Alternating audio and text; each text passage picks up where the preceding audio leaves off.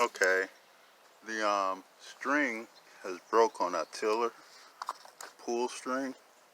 This is a 5 horsepower Briggs and Stratton, and what we're going to do is go ahead and replace it, and thought we'll give you a quick little clip. You have 3 screws on these type engines, basically lawnmower engine, tiller engine, engines such as that. You have on this model 3 screws that need to be removed. There's one here, there's going to be one there, and then there's one on this side as well. So just taking, I've already loosened them up. Like I said, I just want to show you right quick. So once you remove those screws, or however many you have that might be holding this on, then this will slide right off. And right here is where the recoil for your cord. This here is the part that recoils your cord once you pull it. What I did for this is I found a piece of wire. The best way that I'm seeing to re-thread it or feed it back through is I found a piece of wire, and I cut the end off that was down in there that broke where it broke, and I took the wire and just braided it around, twisted around the cord as such. Don't want to quite come in focus.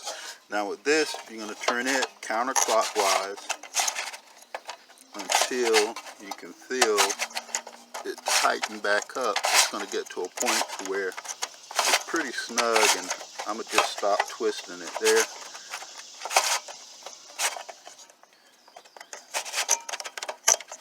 Now this, you just turn it counterclockwise, and it'll get to a point where it's pretty snug. And at that point, you can stop turning it. It should be enough tension to pull it back in.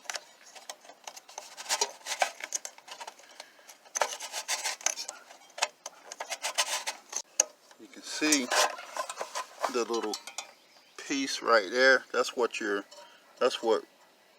recoils it back in. That little, it's like a little thin piece of metal. Proper name escapes me. I'm not a mechanic. I just like messing on stuff. So please take this as just a pointer or advice if you decide to do this on your own. But once you get it all winded back up, once you have it recoiled, I guess, for lack of a better word, you're going to feed your cord back in there from where it came out, and you can see it's going to come out here, and you need to make a straight shot right from that point to here. That's why I'm going to use this here cord, because the rope itself, the cord itself, is a little bit too thick. I'm going to attempt to, once you get it the tension pull back on that, so to recoil it, you're going to need to feed it through from that point to here. And that's why I'm saying I'm going to use this, because it's thin enough, and with that end braided up like that, it should be smooth enough to fit right on through. So I'm going to try to do that while I attempt to hold this and the camera, and hopefully get it through there.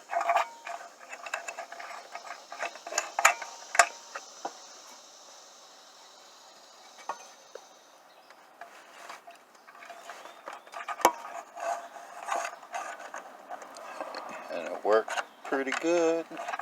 It will bend on up. This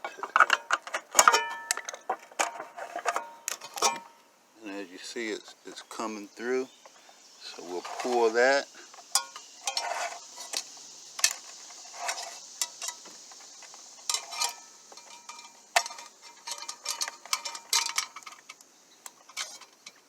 Let's sit this down for a minute, As you see, it got pretty tight, but it pulled on through. That's why just go ahead and send that wire. That's why go ahead and twist that wire on down the cord, because you see how the end came off, and this here helped it to stay on the cord to pull it right on through. Pull it all the way through, take that wire off, and tie a knot at the end like that one. We got it threaded through just in time, and pull that on off, and as you see, it recoiled it back inside, leaving us enough room right now to knot that. So we're going to knot it at the end. Make sure you have enough up there to where it's not going to come off whenever you pull it. I'm going to get that tighter, and we're going to put it back on. Okay, we got it. Okay, I have a knot on that end now, and just pushed it down in there a little bit. I don't think it's really going to matter when we put it on. We'll take in, I pulled it a couple times.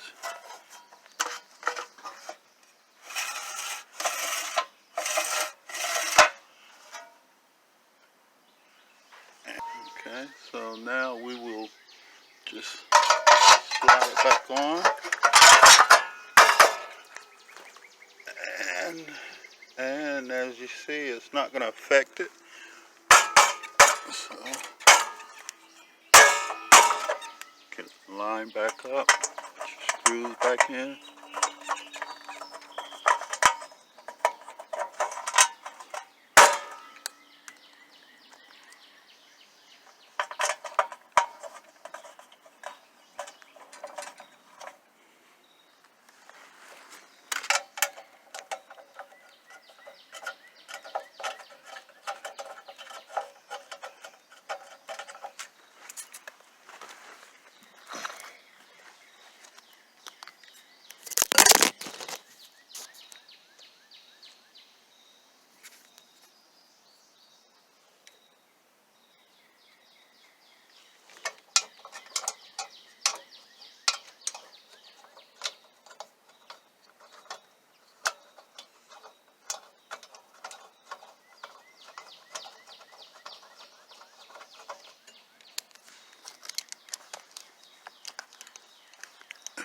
Tighten them on down.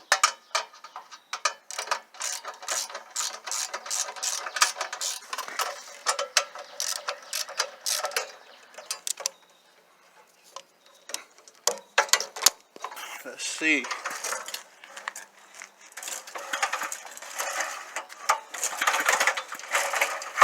And it recoils the way we would like for it to. And it recoils just the way it should.